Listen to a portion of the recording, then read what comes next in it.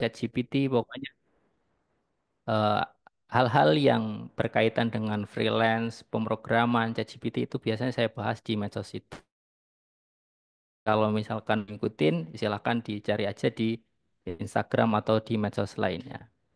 Kemudian saya juga punya yang pertama itu saya bikin e-book, panduan membuat aplikasi kasir menggunakan ChatGPT. Jadi di dalamnya itu full saya pandu menggunakan aplikasi ChatGPT untuk membuat sebuah aplikasi kasir dari awal sampai akhir. Pokoknya codingnya pakai ChatGPT. Kurang lebih begitu. Ini bentuknya e-book, di dalamnya pakai bahasa pemrograman PHP natif tanpa framework. Jadi cocok banget buat teman-teman yang masih pemula dan belum punya basic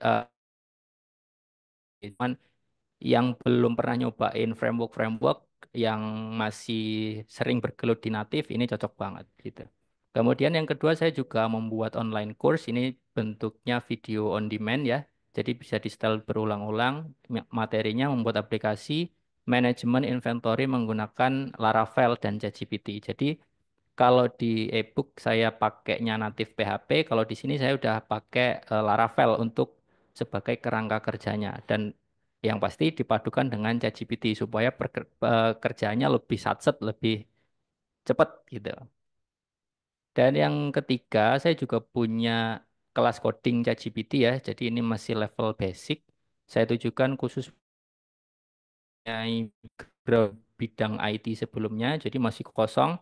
Misalkan teman-teman dari bidang psikologi atau kedokteran atau keguruan itu cocok banget buat yang produk yang satu ini. Jadi sistemnya ini kelas, jadi pertemuannya by online meeting, pakai Zoom ataupun Google Meet. Sebulan 4 kali. Lah, lalu itu ini beberapa karya digital yang saat berjalan dari saya.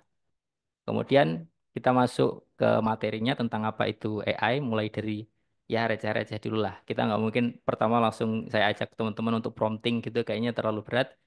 Ya, saya yakin teman-teman di sini sudah punya background IT sebelumnya dan sudah sedikit banyak sudah tahu apa itu AI, tapi mari kita coba bahas bersama-sama lagi apa itu AI. Jadi AI itu adalah kecerdasan kecerdasan buatan adalah cabang ilmu komputer yang bertujuan menciptakan mesin atau sistem yang mampu menjalankan tugas-tugas yang biasanya memerlukan kecerdasan manusia. Jadi namanya aja kecerdasan buatan. Otomatis dia akan didesain untuk meniru kecerdasan yang biasanya dimiliki oleh manusia. Nah, seperti apa? Seperti pemahaman menulis kode program. Itu kan biasanya dilakukan oleh para programmer. Nah, sekarang mesin atau ChatGPT juga sudah bisa melakukan hal itu. Kemudian perencanaan bisnis yang tadinya harus kita undang praktisi, kita undang profesional. Nah, sekarang sudah bisa dilakukan bersama ChatGPT. Kemudian strategi marketing, analisis data, dan lain-lain itu aktivitas yang bisa dilakukan bersama ChatGPT itu banyak banget. Jadi kalau saya sering menyebut ChatGPT itu adalah source yang super power dan kalau misalkan kita nggak bijak dalam menggunakannya bisa jadi dia agak wadidaw gitu teman-teman. Oke, jadi kenapa kok saya itu dulu tertarik dengan ChatGPT awalnya dari sini. Dari si Jadi saya dulu itu seneng nonton Iron Man. Nah, di Iron Man itu kan kita tahu bahwa si Tony Stark punya punya AI namanya Jarvis. Nah, ketika saya nonton Iron Man itu saya selalu takjub dengan teknologi yang dimiliki oleh si Tony Stark, yaitu si Jarvis itu. Kenapa kok ada ya kecerdasan atau mesin yang bisa melakukan banyak hal, melakukan hampir bisa melakukan apa yang diperintah oleh Tony Stark menggunakan audio, menggunakan perintah suara. Nah, setelah ChatGPT hadir, eh, rasa penasaran saya itu semakin tinggi karena dari ketertarikan itu akhirnya muncullah teknologi yang bisa menjawab apa yang saya sukai, yaitu tentang kecerdasan buatan atau source yang super power. Saya nyebutnya gitu. Kalau dia mengendalikan service menggunakan audio, nah di ChatGPT kita akan menggunakan tekstual atau menggunakan ketikan. Walaupun sekarang kalau teman-teman install ChatGPT di mobile atau di aplikasi handphonenya masing-masing, teman-teman sudah bisa berkomunikasi menggunakan suara. Jadi promptnya itu menggunakan suara dan ChatGPT memberikan feedbacknya dalam bentuk suara juga gitu. Tapi di belakang layarnya tetap ada teks yang bekerja gitu teman-teman. Kemudian kita bahas sedikit tentang apa itu coding. Saya yakin lah teman-teman pasti semua udah ngerti apa itu coding gitu ya secara definisi. Jadi coding itu adalah proses menulis instruksi dalam bentuk bahasa komputer yang dapat dipahami oleh mesin atau komputer untuk melakukan tugas-tugas tertentu. Jadi secara definitif coding itu kita nulis kumpulan instruksi-instruksi menggunakan bahasa pemrograman tertentu dan menggunakan sintaks atau aturan tertentu supaya bisa dipahami dan dijalankan oleh komputer. Kemudian komputer bisa merepresentasikan kode program itu menjadi apa menjadi sesuai dengan apa yang kita harapkan gitu. Kalau misalkan kita bikin instruksi-instruksi untuk check out barang dan payment berarti ketika kode program itu dieksekusi dia akan menjalankan instruksi itu dan memberikan eh, hasil atau Bukan renang memberikan apa anjing. yang kita inginkan gitu. Terus kita akan masuk ke pola coding, teman-teman. Jadi ke pola coding yang tradisional atau pola coding yang umum itu jadi pertama kita harus problem solving dulu. Ketika ada masalah kita harus solve problemnya dulu. Kemudian yang kedua kita akan melakukan perencanaan atau penyusunan algoritma. Bagaimana cara kita menyelesaikan masalah itu dengan step by stepnya itu kayak apa gitu. Kemudian setelah itu kita baru masuk ke penulisan kode atau coding. Nah, tapi dengan hadirnya AI ini bisa dipersingkat atau diganti metode penyelesaian masalah dan penulisan kodenya menjadi seperti ini. Problem solving tetap manusia. Kemudian perancangan dan menyusunan algoritma tetap manusia, tapi bagian penulisan kodenya kita serahkan kepada AI atau ChatGPT. Nah, ini jadi salah satu solusi ketika kita mau coding, tapi kita pengen melibatkan ChatGPT di dalamnya. Tapi ada yang lebih ekstrim, teman-teman. Yang lebih ekstrim itu apa? Yang lebih ekstrim ini, coding with AI full. Jadi pertama, problem solvingnya diambil alih ChatGPT. Itu bisa. Walaupun secara apa ya secara hasil kita nggak bisa terlalu banyak ikut campur tapi itu udah ranahnya AI. Kemudian yang kedua perencanaan atau penyusunan algoritmanya dilakukan AI juga atau ChatGPT itu bisa juga. Terus yang ketiga bahkan penulisan kodenya pun diambil alih oleh ChatGPT. Jadi mulai dari awal problem solving, perencanaan hingga penulisan kodenya semua diambil alih oleh ChatGPT itu bisa. Tapi ini memang perlu apa namanya perlu jam terbang, perlu perlu tektokan dengan ChatGPT dengan lebih expert, promptingnya juga harus lebih fleksibel dipahami oleh ChatGPT dan kita juga harus lebih bisa mengendalikan ChatGPT supaya dia bisa melakukan apa yang kita inginkan gitu. Berikutnya, kenapa harus coding pakai ChatGPT sih? Padahal kita coding manual juga bisa. Alasannya, yang pertama pasti lebih cepat. Kalau misalkan saya coding satu fitur itu ya, katakanlah paling cepat saya udah sama keyboard itu udah bersahabat banget, udah nggak perlu lihat tombol lagi, saya udah hafal posisinya di mana, ngetik itu udah cepet banget gitu ya. Itu menulis kode program sebanyak 100 baris itu minimal paling cepat itu ya paling nggak 10 menit lah. 10 menit iya benar. Tapi kalau dengan adanya ChatGPT kita bisa akselerasi menjadi 1 menit atau bahkan kurang. Kode program yang hampir sama dengan fungsi yang sama kita bisa dapatkan dengan lebih cepat. Dan bisa jadi akurasinya jauh lebih tinggi ChatGPT daripada kita karena dia mempelajari kode program dari banyak programmer yang bisa jadi programmer yang dia pelajari itu lebih keren daripada kita. Gitu. Jadi kita dapat insight yang berbeda, kita dapat kode program yang secara pengalaman itu jauh lebih berbeda lah intinya dari yang kita miliki. Gitu. Kemudian yang kedua, alasan yang kedua, kita nggak perlu mengerjakan pekerjaan yang repetitif. Artinya, untuk pekerjaan yang berulang-ulang itu kita nggak perlu kerjakan sendiri. Itu udah serahin sama ChatGPT atau AI aja. Kita lakukan pekerjaan yang memang belum bisa sepenuhnya tersentuh oleh ChatGPT. Nah, itu baru bagian kita. Gitu. Kemudian yang ketiga, nah ini tadi saya sudah sempat mention sebelumnya, mendapat insight baru dari kode yang mungkin lebih baik dari kita. Seperti yang kita ketahui bahwa ChatGPT itu mempelajari banyak kode program, dia mempelajari banyak sumber. Bisa jadi yang dia pelajari itu jauh lebih keren daripada kita. Skillnya jauh lebih bagus daripada kita. Cara penulisan programnya, kodenya itu jauh lebih efisien daripada kita. Nah, ketika kita menggunakan ChatGPT, kita berpotensi untuk mendapatkan kode program itu. Sehingga selain kita dapat kode programnya, kita juga bisa dapat pengalaman mendapatkan insight yang baru tentang kode program yang lebih efisien dari yang biasanya kita tuliskan. Gitu, teman-teman. Kemudian berikutnya kapan harus coding pakai ChatGPT? Yang pertama ketika kita sudah punya fundamental coding. Ini sering saya mention di media sosial saya. Saya menyarankan teman-teman yang mau coding pakai ChatGPT itu sebaiknya sunnahnya itu punya fundamental coding terlebih dahulu daripada teman-teman yang nggak punya basic coding terus pakai ChatGPT itu akan jauh lebih enak ketika teman-teman punya fundamental coding terus pakai ChatGPT untuk sebagai akselerator aja, sebagai akselerasi ketika tadinya kerja harus 1 jam, sekarang bisa 15 menit gitulah, katakanlah begitu. Kemudian yang berikutnya untuk tugas yang repetitif tadi sudah saya jelaskan. Kemudian untuk tugas yang umum, jadi kita kalau bikin aplikasi itu nggak usah apa ya, nggak usah eh, so eksklusif lah. Jadi ya tugas umum itu udah pasti ada. Kayak registrasi itu kan ya gitu-gitu aja. Mungkin cuma beda sistem tektokan antara satu platform dengan platform lain. Mungkin kita registrasi biasanya nggak pakai Google Out, sekarang pakai. Terus ya gitu-gitu. Terus login juga cuma nyocokin antara user and password dengan data yang sudah kita punya. Ketika datanya sudah ada, simpan di session. Udah gitu doang. Terus logout juga cuma ngapus session. Udah.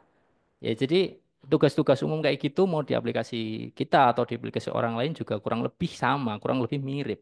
Jadi ya nggak ada alasan menurut saya untuk tidak menggunakan ChatGPT di dalam pemrograman. Kecuali kalau kita punya sebuah project yang ini memang apa ya bersifat rahasia dan itu baru kita yang bikin, kita nggak mau eksploitasi punya sehingga diketahui oleh orang lain, nah itu beda cerita. Ini kita konteksnya lagi ngomongin pemrograman aplikasi yang sifatnya umum, contohnya kayak manajemen barang, manajemen karyawan, sistem absensi kayak gitu-gitu kan ya semuanya hampir sama lah, mirip-mirip.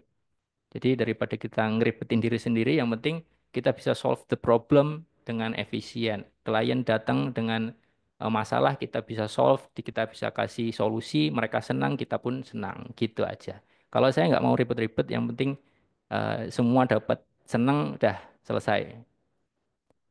Nah, yang keempat, ketika kita malas baca dokumentasi. Ini sangat tidak direkomendasikan atau tidak disarankan, tapi beberapa kali saya pakai ini. Contohnya, beberapa waktu yang lalu saya dapat job untuk bikin sistem absensi pakai tracking GPS kalau nggak salah.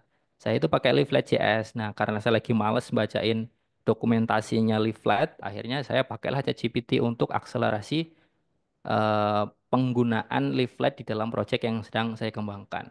Bayangin kalau misalkan kita dapat klien mintanya cepat jadi, terus kita masih harus mempelajari teknologi yang atau library yang akan kita masukin, kita masih harus baca dokumentasi itu kayaknya butuh waktu yang sedikit lebih lama. Tapi kalau itu konteksnya kalau misalkan kita kerja ya atau kita dapat orderan yang cepat-cepat buru-buru pengen cepat selesai. Tapi kalau tujuannya untuk belajar itu beda lagi. Kalau teman-teman masih eh, menggunakan itu untuk belajar ya sebaiknya baca dokumentasinya satu persatu atau apa yang dibutuhin itu dibaca gitu. Tapi kalau saya sesuai kebutuhan aja.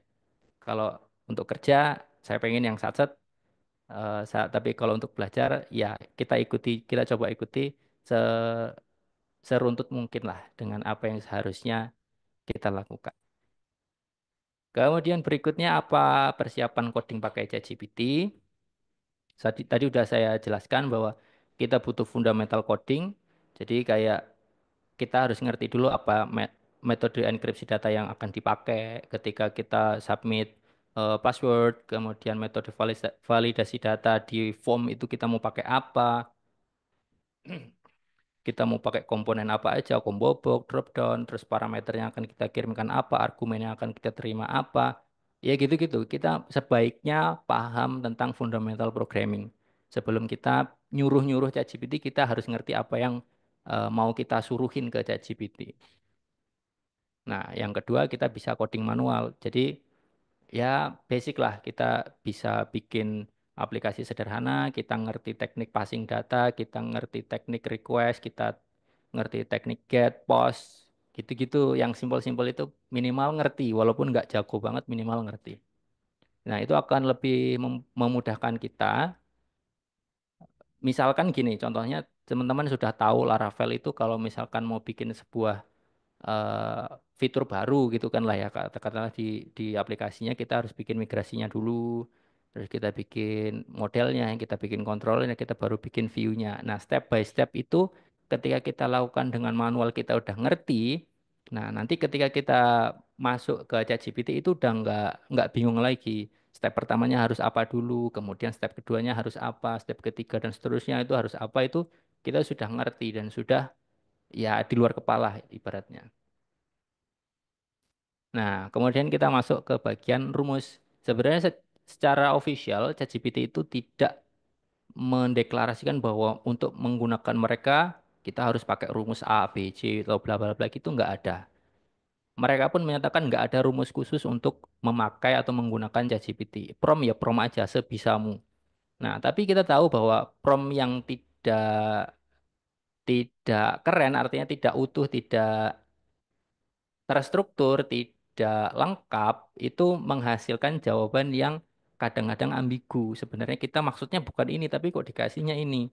Nah, itu biasanya kesalahannya ada di prompt kita atau perintah yang kita berikan ke ChatGPT. Nah, dari beberapa pengalaman yang saya alami, itu saya sering mengamati dan akhirnya saya nemulah si rumus ini.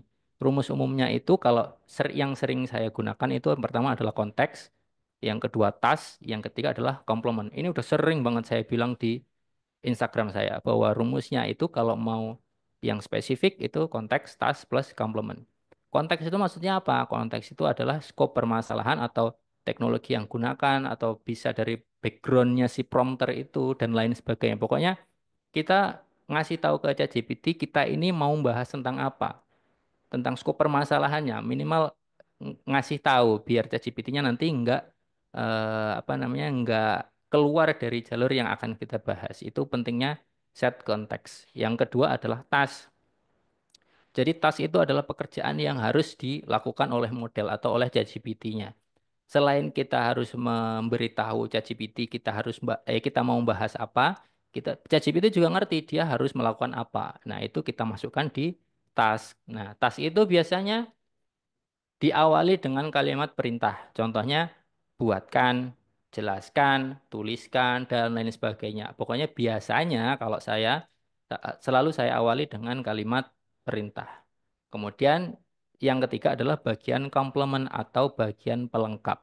Jadi di bagian pelengkap ini kita masukkan semua kriteria pekerjaan yang harus dilakukan oleh ChatGPT. Misalkan ChatGPT harus membuat sebuah halaman registrasi akun. Di dalamnya kita mau ada fieldnya adalah nama, email, password, kemudian nomor handphone, dan lain sebagainya. Kemudian ketika data itu dikirimkan ke server atau dimasukkan ke database, enkripsi dulu passwordnya menggunakan apa, MD5 atau hash atau metode enkripsi yang lainnya.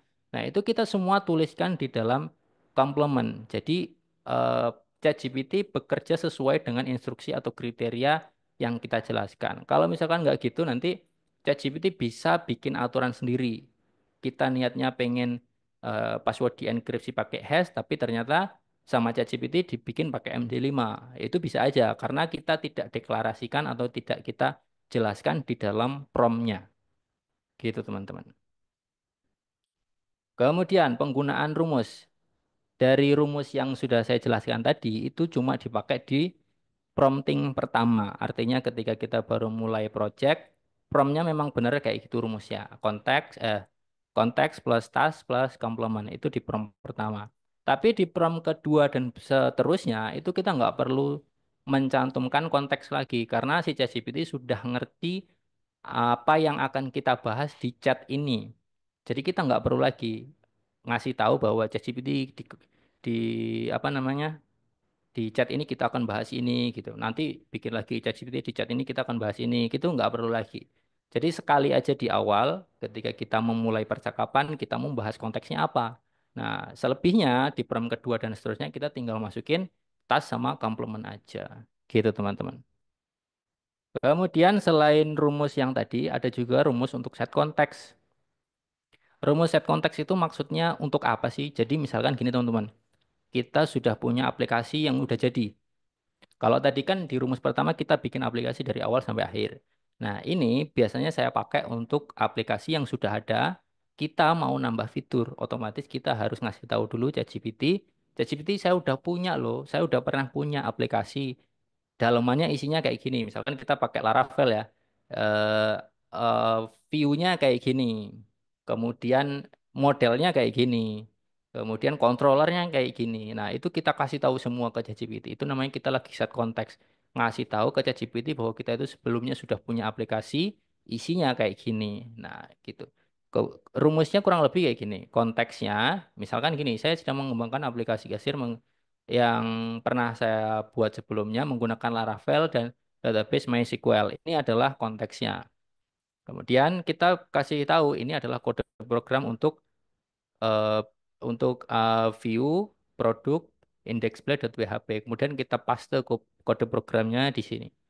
Kemudian kita tambah request lagi. Saya hanya ingin kamu tahu dan kamu tidak perlu melakukan perubahan atau perbaikan apapun. Jadi kalau nggak kita kasih request kayak gini, biasanya ChatGPT suka ngide. Wah, ini kayaknya kurang efektif nih kode programnya. Mending kamu nggak usah tambahkan variabel ini di bagian ini. Kemudian kamu nggak perlu menuliskan ini di bagian ini. Jadi dia ngide, sok-sokan ngasih tahu kita. Padahal tujuan awal kita untuk set konteks itu kita cuma mau ngasih tahu dia. Wes, kamu cukup tahu aja, nggak usah melakukan perubahan apapun. Saya nggak perlu. Nah, intinya intinya di request itu kayak gitu. Kemudian ini set konteks yang kedua, ini lanjutan dari yang pertama tadi. Kalau tadi view-nya, nah ini adalah kode untuk controller produknya. Kode programnya masukin, bawahnya jangan lupa tambahin ke request yang sama dengan yang tadi. Nah, kurang lebih begitu. Nanti kalau misalkan ada kode program lain yang perlu atau yang dibutuhkan oleh ChatGPT kayak ini kan baru view sama controller, masih ada model yang belum dikasih tahu ke ChatGPT nanti dikasih tahu aja kayak gitu. Pokoknya rumusnya set konteks kurang lebih begitu. Nah, rumus untuk error ini rumus berikutnya. Ketika kita mendapatkan error dari kode program yang kita buat, itu kita punya dua opsi. Kita mau ngerjain atau perbaiki errornya sendiri, atau kita minta ChatGPT untuk bantuin kita memperbaiki atau solve error yang ada. Kalau misalkan kita mau minta bantuan ChatGPT untuk mencarikan solusi dari error yang kita alami, ya udah kita kasih tahu aja rumusnya kayak gini. Saya mendapatkan pesan error, nah pesannya di paste di sini. Saya mendapatkan pesan error, paste rumusnya di sini, parse syntax error, unexpected echo di dalam ini, nah gitu. Nah, bantu saya menganalisa error tersebut dan tuliskan ulang hasil perbaikannya. Ini adalah kode program yang harus kamu periksa. Nah, ini adalah sebagai pesan awalnya, kemudian ini pesan errornya sampai sini. Nah, tasnya apa? Tasnya bantu saya menganalisa error tersebut dan tuliskan ulang hasil perbaikannya. Ini bisa kita ubah, ini bisa kita sesuaikan dengan kebutuhan kita. Misalkan kita nggak mau ChatGPT tulis ulang hasil perbaikannya. Kita cuma mau ChatGPT nyariin di mana sih salahnya. Cuma itu doang. Itu bisa aja. Tinggal kita tulis dari sini sampai sini. Bantu saya menganalisa error tersebut. Kemudian ini adalah kode program yang harus kamu periksa. Nah itu nanti dia akan memberikan hasil analisa aja. Dia nggak nulis hasil perbaikannya. Nah gitu. Pokoknya ngobrol sama ChatGPT itu eh kayak kita ngobrol sama programmer yang jago lah. Kita mau apa ngomong yang jelas, jangan ambigu. Nanti kalau ambigu, ChatGPT juga bingung. Ujung-ujungnya kalian malah dikasih solusi yang sebenarnya tidak kalian inginkan. Kurang lebih begitu. Nah, berikutnya, ketika kita mendapatkan jawaban dari ChatGPT itu sering jawabannya nggak lengkap. Ini biasanya terjadi di ChatGPT 3.5 dan iya paling sering di 3.5. Versi yang paling kurang pinter lah untuk saat ini. Ini versi gratis. ChatGPT seringkali menyingkat jawaban dengan komentar. Jadi kode program yang harusnya banyak banget, tapi sama ChatGPT diringkas karena dia mungkin mengira bahwa kita nggak, ya udah ngerti lah, udah nggak perlu ditulisin sama dia. Akhirnya dia dibikin komentar. Nah, kalau misalkan kita dapat kayak gitu, kita kasih umpan balik. Nah, umpan baliknya apa? Tulis tulis ulang kode program yang kamu berikan tadi nggak lengkap. Nah, jadi kita minta supaya ChatGPT nulis ulang dengan lengkap gitu. Jangan kasih komentar terus bagian ini tidak perlu bagian ini saya rasa Anda sudah mengerti gitu. Biasanya sering kayak gitu. Kasih feedbacknya kayak gitu. Kemudian ini bagian yang paling penting yang sering ditanyain oleh pembaca buku saya. Kenapa kok jawabannya selalu beda? Di buku jawabannya kayak gini, tapi ketika saya coba, ternyata jawabannya beda. Nah, itu sering terjadi. Dan itu umum. Memang ChatGPT juga ngasih tahu bahwa dia itu menggunakan konsep stochasticity atau elemen acak. Gitu, teman-teman.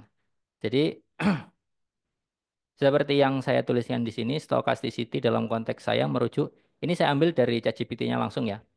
Stochasticity dalam konteks saya merujuk pada cara saya menghasilkan jawaban yang tidak selalu 100% sama setiap kali ditanyakan hal yang serupa.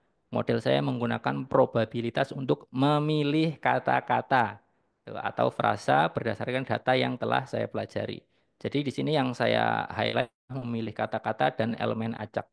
Karena memang misalkan gini teman-teman, kalau kita ngobrol dengan orang itu kan sekarang kita ngobrol topik yang sama, besok kita ngobrol dengan topik yang sama, itu kata-kata yang kita keluarkan dari mulut itu pasti beda.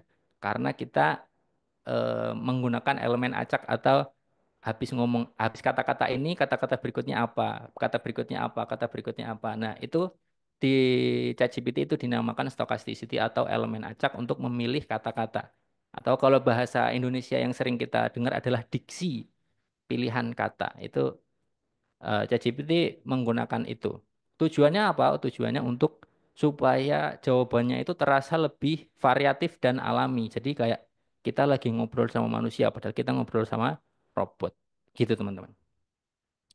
Oke, materinya sudah habis. Sekarang kita akan coba untuk eh voting. Saya sudah siapin salah satu studi kasus. Mungkin nanti gini, teman-teman. Jadi jangan setiap saya ngasih materi itu selalu ada yang nanya, Mas, ini bisa diimplementasikan untuk bikin aplikasi B nggak? Bisa diimplementasikan untuk bikin aplikasi C nggak? Jawabannya adalah selalu bisa. Jadi yang saya tunjukkan atau yang saya demokan itu hanyalah teknik komunikasinya. Teman-teman boleh dan bisa manipulasi kode promnya untuk studi kasus yang lain. Ingat, ini studi kasus bukan eh, bukan apa ya, bukan tutorial. Jadi bisanya cuma ini enggak. Jadi ini cuma studi kasus. Mau studi kasusnya diganti dengan studi kasus yang lain punya teman-teman sendiri itu bisa. Dan silahkan disesuaikan dengan kebutuhan masing-masing. Oke. Oh, oh, oh. Ini ngilangin.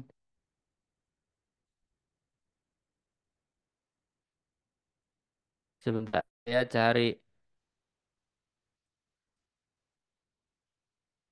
Saya bukain ChatGPT-nya dulu.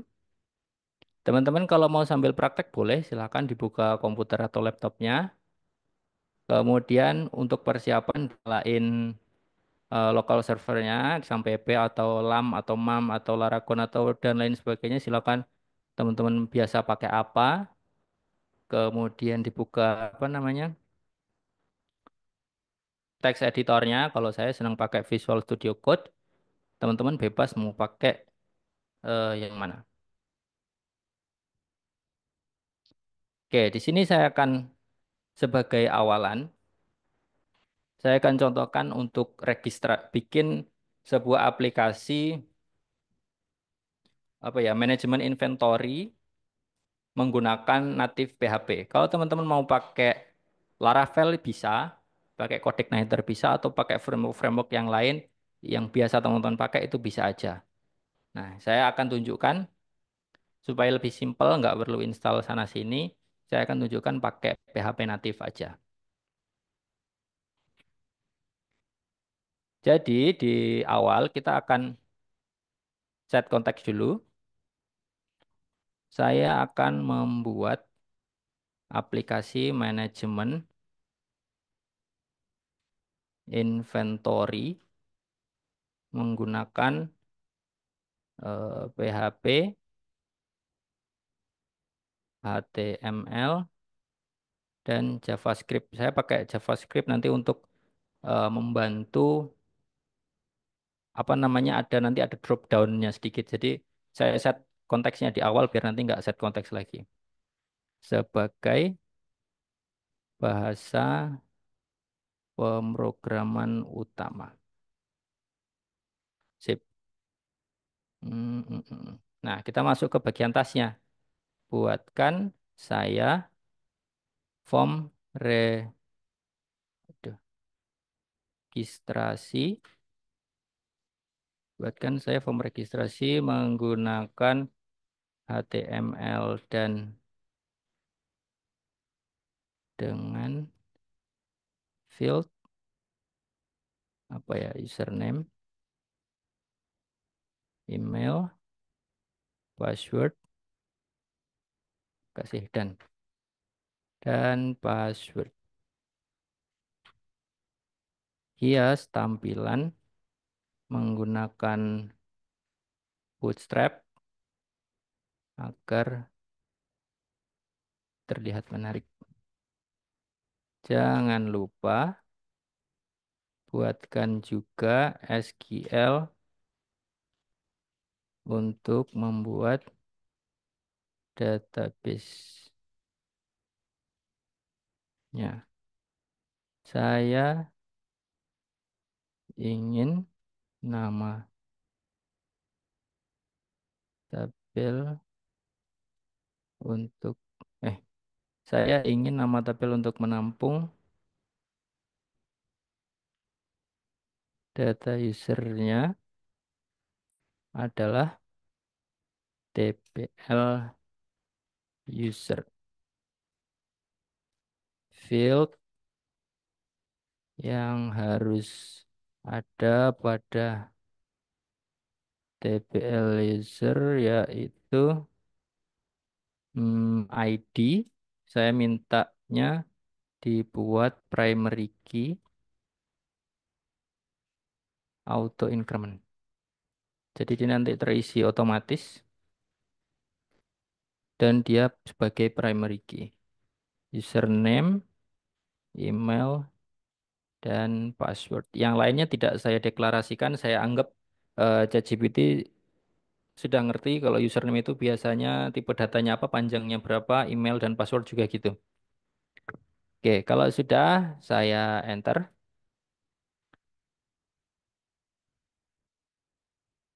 Nah, kita tunggu ChatGPT selesai mengenerate jawabannya. Jadi di sini sambil saya jelasin, di bagian ini saya set konteksnya di bagian ini. Sampai sini saya akan membuat aplikasi manajemen inventory menggunakan PHP, HTML, dan JavaScript sebagai bahasa pemrograman utama. Ini adalah kontennya. Kemudian tasknya adalah buatkan saya form registrasi menggunakan HTML dengan field username, email, dan password. Ini adalah tasknya. Kemudian komplemennya apa? Hias tampilan menggunakan Bootstrap dan lain sebagainya. Saya juga minta dibuatin database-nya, field-nya juga saya jelasin. Di bagian sini saya tambahin penjelasan. Bagian ID itu saya pengen dia primary key dan auto increment. Jadi dia akan selalu terisi otomatis, terisi sendiri. Gitu. Oke, ChatGPT sudah selesai memberikan jawabannya. Oke, di sini kita sudah dikasih form registrasinya.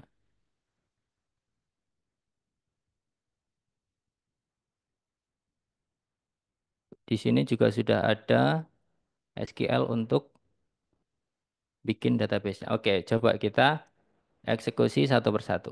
Ini kita copy kodenya. Oh, nanti kita bikin dulu registrasi.php. Baru di dalamnya kita paste,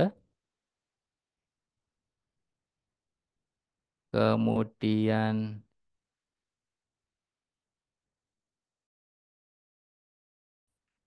kita buka PHP My admin-nya untuk bikin database-nya. Ini sudah dikasih create database. Oh, ini SQL-nya. Oke, kita copy. Kita masuk ke bagian SQL. Kita paste di sini.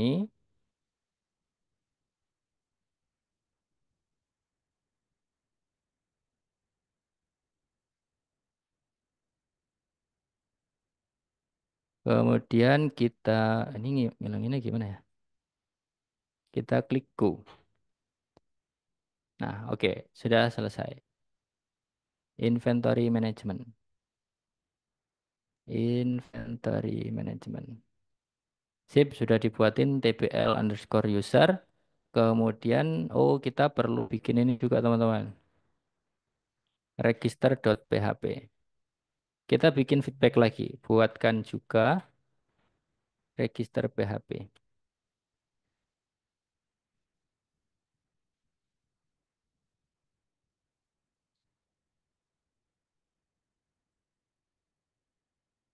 Oke, ini register PHP-nya sudah dibuatin. Kita bikin dulu filenya. Kemudian kita masukin kode programnya. Kita save. Tapi di sini ada include koneksi PHP. Artinya kita juga harus bikin koneksi PHP-nya.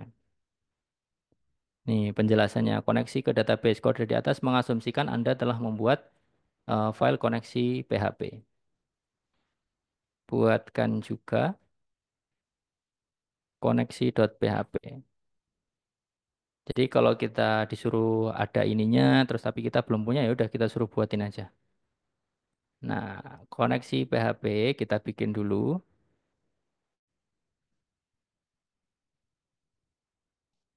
Kemudian kode programnya kita ambil, kita simpan. Nah, ini pastikan sudah benar ya, sesuai dengan yang kita buat tadi. Passwordnya di saya kosong, ininya root, localhost. Oke, sudah benar semua.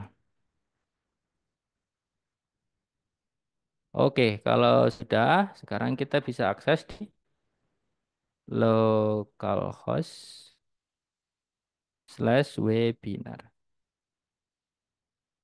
Ini ke registrasi. Nah, kurang lebih hasilnya begini teman-teman. Jadi,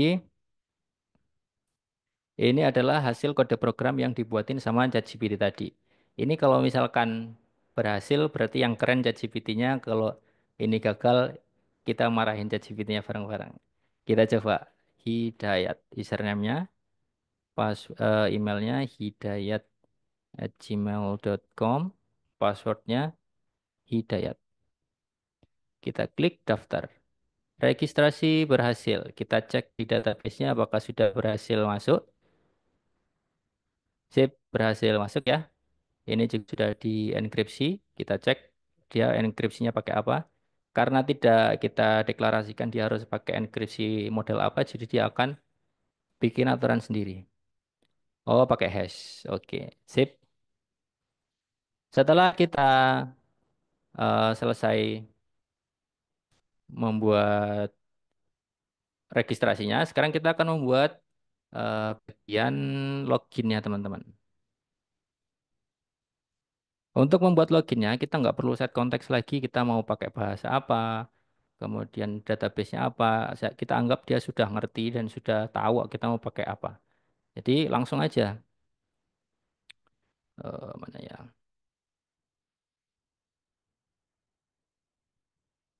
Buatkan juga fitur loginnya. Nah, kita cuma promptnya singkat aja, buatkan juga fitur loginnya. Kita asumsikan dia udah ngerti. Kita nanti mau connect ke database mana, nih kan dia sudah tahu. Kemudian kita pakai bahasa pemrograman apa, field yang tadi kita buat di sini apa aja, itu dia sudah ngerti. Jadi ya kita nggak perlu nulis ulang lah, kita langsung aja. Oke, sudah selesai. Kita bisa bikin filenya dulu, login.php, kemudian kode programnya kita masukin, kita save, kemudian dia ngirimnya ke login.php. Ini berarti kita ganti, oh benar, proses underscore login. Sekarang kita buat dulu file untuk memproses loginnya dia. Kita ambil kode programnya di sini.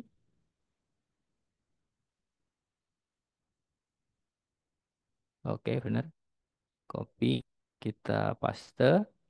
Sambil kita review tipis-tipis ya. Session start, dia include ke koneksi PHP kita tadi sudah buat. Yang di request adalah now username sama password. Kita ambil ke sini, ke TPL user. Oke, oke. Semua sudah. Ketika login berhasil, dia diarahkan ke dashboard.php. Kalau gitu dashboard PHP-nya kita ambil dulu.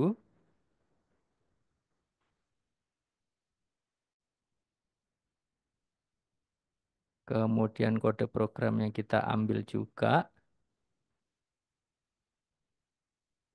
Nah, nanti dia akan menampilkan selamat datang si username-nya siapa gitu ya. Oke, di bawahnya juga ada tombol logout. Kita bikin dulu logout.php-nya.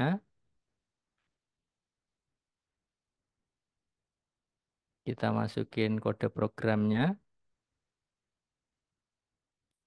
Ketika proses logout berhasil, sessionnya akan di-destroy dan akan di-redirect ke login.php. Dah, gitu aja. Kemudian kita bisa coba. Uts, mana tadi?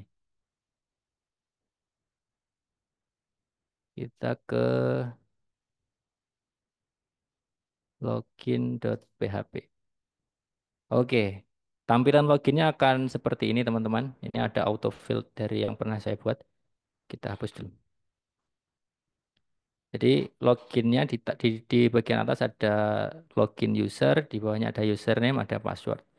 Kita isi coba. Kita tadi punya Hidayat, Hidayat. Kalau nggak salah Hidayat. Kita login, sip. Selamat datang Hidayat. Dan di sini ada tombol untuk logout. Ketika ini kita klik, harusnya sessionnya atau data loginnya sudah berhasil di-destroy. Dan dia diarahkan kembali ke sini. Halaman login. Sip, berfungsi dengan baik ya teman-teman ya. Mbak Tiffany, ini kita masih berapa menit lagi? Masih bisa lanjut kah? Ya Mas, masih. Kita nyampe jam 15 menit lagi Mas. Oh, 15 menit lagi. Oke, masih bisa satu fitur lagi ya kalau gitu ya. Oke. Sekarang kita sudah berhasil bikin form registrasi, sudah berhasil. Kita sudah bisa bikin fitur untuk loginnya di save session. Kemudian sudah ada elemen dashboardnya, walaupun masih ala kadarnya ya. Nanti kalau teman-teman butuh yang tampilannya lebih cantik, bisa dimodifikasi sendiri. Yang penting kita tahu bahwa metode komunikasinya adalah seperti itu. Kita bikin satu fitur lagi, kita bikin satu fitur input produk. Ini formnya agak panjang.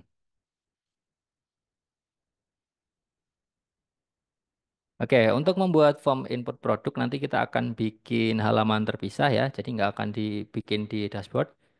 Kurang lebih tasnya adalah begini, buatkan. Nah, ini adalah tasnya. Jadi selalu diawali dengan kata perintah. Kalau saya begitu. Buatkan form input produk menggunakan HTML dan hias tam tampilannya agar terlihat menarik menggunakan Bootstrap.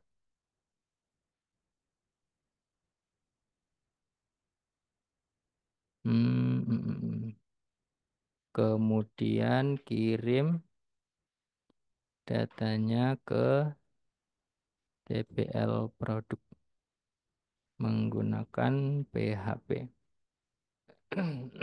Field yang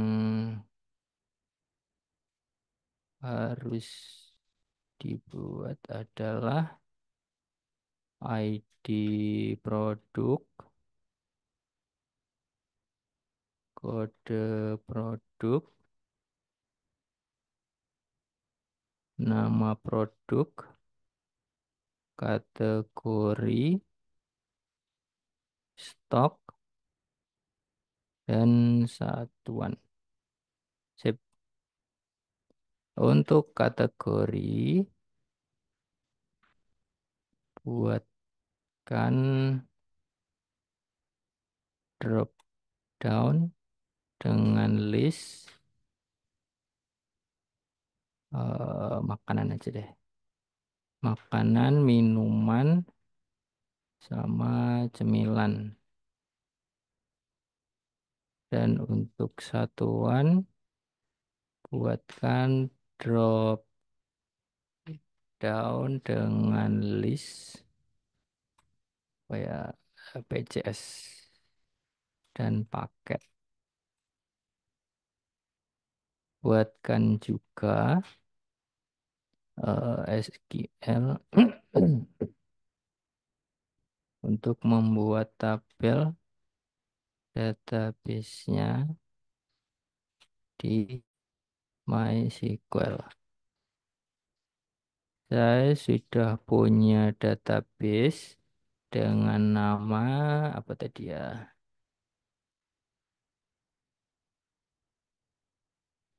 Inventory Management. Inventory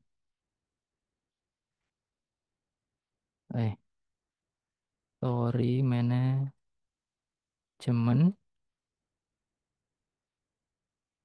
di bawah form input. Hmm, tambahkan tabel yang menampilkan daftar produk yang berhasil di input oleh H.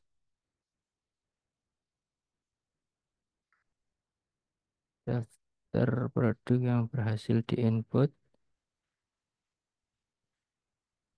oleh user. Tambahin ke TPL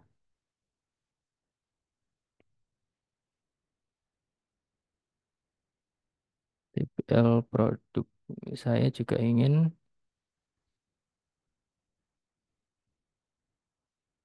oh jangan ding, buat tabel dengan responsif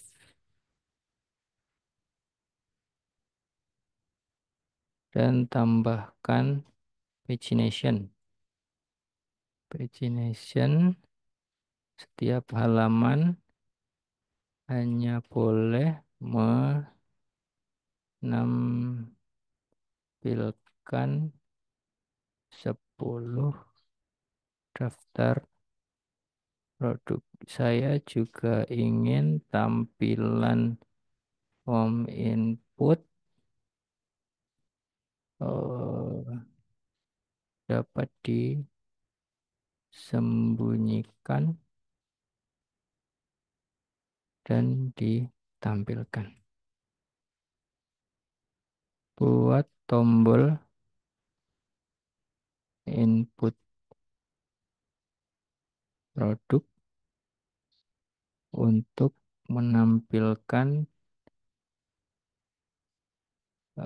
form, dan jika form sudah tampil, ganti alah, tombolnya menjadi sembunyikan form. Jadi nanti dia muncul dan sembunyi. Buat fungsi tersebut menggunakan JavaScript dengan teknik show height di bagian bawah tabel daftar produk selalu muncul. Jadi dia nggak terdampak dari tombol itu.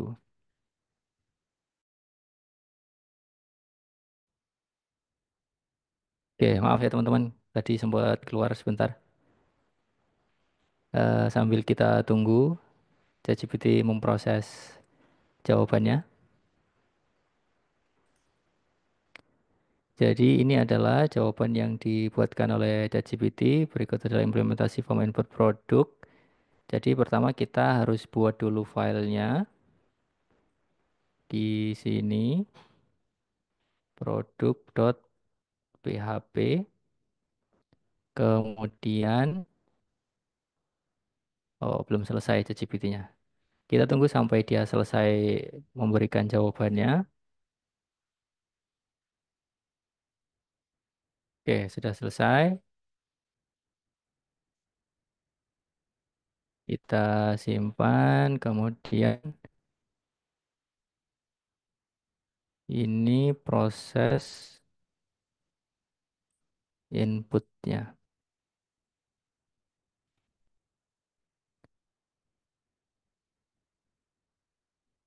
Kita copy, paste di sini. Kemudian ini untuk bikin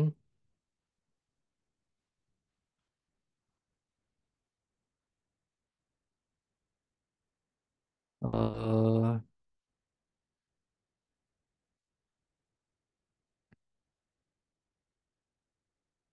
bikin tabel produknya. Oke, berhasil. Nah, sekarang kita sudah punya tabel user dan tabel produk. Kemudian kita sudah bisa eksekusi kayaknya nih. Bismillahirrahmanirrahim. Produk PHP. Oke. Jadi di awal akan seperti ini. Dan ketika kita klik, dia akan muncul formnya. Ketika kita munculkan, dia berubah jadi sembunyikan form. Kita klik, klik, klik sudah berfungsi baik. Kemudian kita coba contoh sampel aja. Nama produknya adalah hmm, permen milk kita. Kategorinya cemilan, stoknya 12, satuannya Picis. Simpan produk. Ouch. Oh, dia ke indeks ya. Ke produk,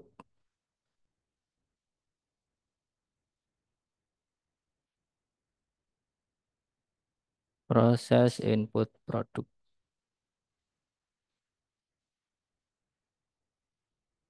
Oke, sudah berhasil ya. Sudah masuk di database permen milk kita, cemilan, stoknya 12 dan satuannya PCS. Oke, kurang lebih begitu Mbak Fani dan teman-teman. Jadi proses development yang saya tunjukkan ini mudah-mudahan teman-teman jangan meniru contoh kasusnya, tapi yang perlu kita tiru adalah teknik komunikasi dengan ChatGPT-nya. Bagaimana kita mengendalikan, bagaimana kita promptingnya, bagaimana kita mengendalikan supaya tidak terjadi error dan step by step-nya yang harus kita perhatikan. Oke, kurang lebih begitu dari saya, Mbak Fani. Saya kembalikan lagi ke moderator. Terima kasih. Ya. Ya, terima kasih Mas Arif atas materinya. Ini berguna banget ya. Kita 30 menit aja udah bisa bikin program kayak gini ya dengan bantuan ChatGPT. Mm-mm. Boleh nih, ada pertanyaan Mas Arif. Ini dari Aji. Izin Oke, bertanya, oke. Kang. Apakah ketika kita sebagai programmer bekerja misalkan di perusahaan besar, apakah diperbolehkan kita menggunakan AI codingnya untuk mengerjakan pekerjaan kita? Oke, saya sering banget dapat pertanyaan begitu, Mbak Fani dan teman-teman. Kalau misalkan kita kerja di perusahaan, boleh nggak kita pakai ChatGPT? Jawabannya adalah tergantung. Tergantung siapa? Tergantung dari perusahaannya. Soalnya ada beberapa perusahaan yang melarang programmernya untuk pakai ChatGPT dengan alasan bahwa kita nggak mau eksploitasi kode kita ke ChatGPT karena nanti takutnya ChatGPT-nya bisa dipakai sama orang sana, orang situ gitu. Jadi memang ada beberapa instansi atau perusahaan yang melarang programmernya menggunakan ChatGPT. Tapi ada juga banyak perusahaan yang open terhadap ChatGPT. Nah, itu kembali lagi ke perusahaan masing-masing. Kira-kira mereka bisa nggak terima kode program dari ChatGPT? Bisa nggak bertukar kode program kepada ChatGPT? Kurang lebih begitu, Mas. Mas siapa tadi yang bertanya gitu? Mas Aji. Ya, boleh Ya, Mas teman. Haji. Ya semoga menjawab ya Mas. Jadi tergantung dari perusahaannya. Nah buat teman-teman lain yang mau Mm. bertanya boleh, mau bertanya langsung juga angkat tangan aja boleh. Boleh ya. Mumpung Boleh lagi nyalain mikrofon nggak sih, Mbak? apa Mas? Pesertanya boleh nyalain mic kalau mau Boleh, tanya. boleh, boleh mau ngobrol langsung Nah, juga boleh. ngobrol langsung juga nggak apa-apa. Saya lebih seneng kalau ada audio yang saling bertukar daripada teks. Iya. Boleh. Silakan nih yang mau bertanya.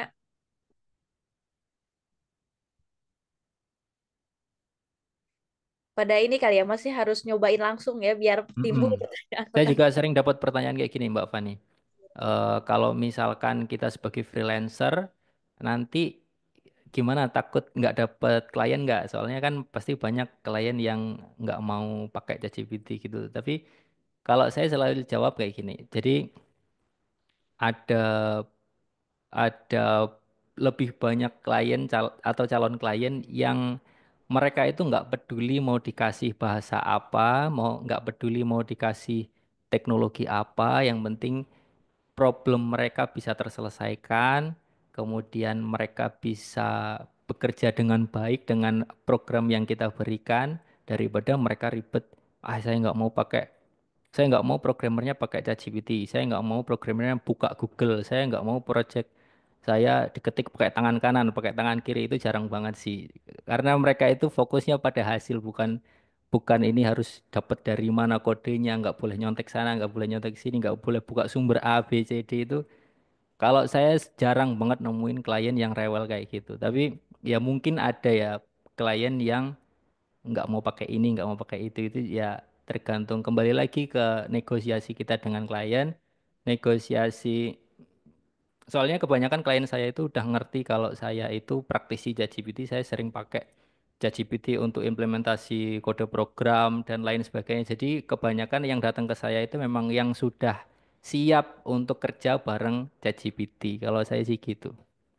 Iya, Mungkin iya. teman-teman silahkan di ini. Bener-bener. Yang penting beres ya Mas biasanya Yang klien. penting beres, Pak. Kalau ini Mas, kalau misalkan selain ChatGPT kan sebenarnya ada kayak autopilot ya, apa sih pilot yang itu yang dari Mm-mm. ya itu. Nah itu tuh beda nggak sih Mas? Maksudnya apakah bisa gitu pakai itu juga gitu? Kalau saya pribadi nggak bisa menyimpulkan beda atau sama karena sejauh ini yang AI yang jadi favorit saya itu ChatGPT sama Cloud AI, Mbak. Jadi di luar itu saya cuma sekedar coba-coba aja dan kayaknya kurang cocok. Jadi akhirnya saya bertahannya ya di itu di ChatGPT sama Cloud AI.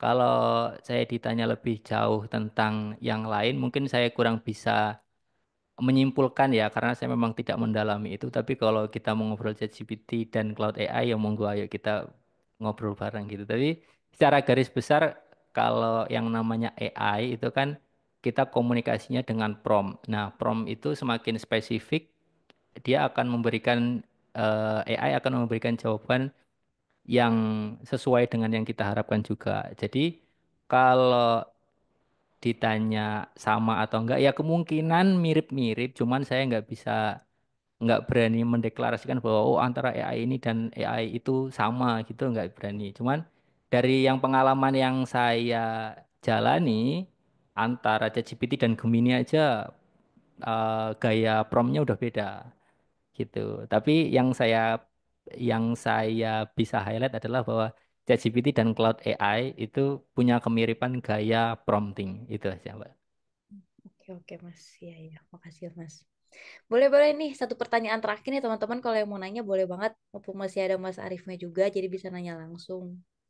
Ingin bertanya lagi Kak. Boleh nih, Mas Aji, boleh. Eh, Sekarang untuk Kang Arif ya, Kang Arif izin bertanya, misalkan Kang Arif itu mengerjakan proyek itu, paling cepat itu berapa hari gitu, atau hitungan jamnya gitu, berapa jam gitu, paling cepatnya gitu, ketika mengerjakan satu proyek itu misalkan.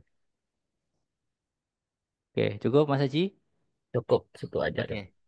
Kalau saya eh, paling cepat berapa lama itu paling cepat satu project yang pernah saya garap itu sekitar 2 hari.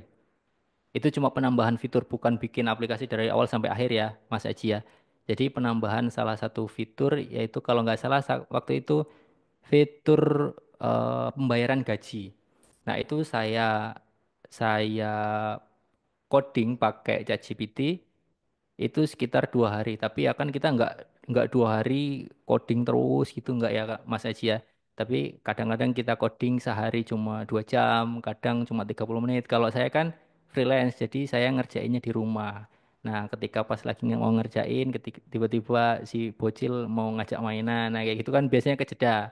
Tapi saya ngerjain itu 2 hari. Kalau diakumulasi mungkin sekitar 4 sampai 5 jam untuk bikin satu fitur. Waktu itu fitur pembayaran gaji karyawan. Jadi fiturnya itu penjelasannya kurang lebih begini, supaya Mas Haji dan teman-teman punya gambaran. 6 jam itu untuk ngerjain apa? Ada sebuah company, dia itu ngerekap gaji karyawan itu kesulitan. Dia sudah punya sistem absensi.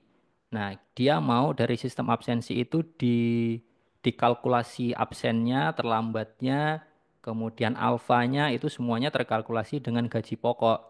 Jadi ketika sekali klik generate gaji karyawan itu sudah otomatis terhitung gajinya si A sekian, dipotong keterlambatan sekian, dipotong alfa sekian, dipotong denda sekian, itu sudah langsung ketemu hasilnya. Dan ketika hasil itu sudah di-generate semuanya, si owner atau si bagian finance-nya itu tinggal klik, kemudian itu duit akan terbayarkan dan notifikasinya masuk ke emailnya karyawan. Nah, kurang lebih fitur seperti itu saya kerjakan sekitar kalau akumulasi sekitar 6 jam. Tapi karena saya nggak bisa terus-terusan kerja, jadi saya kerjain dalam waktu 2 hari. Kurang lebih gitu, Mas Aji.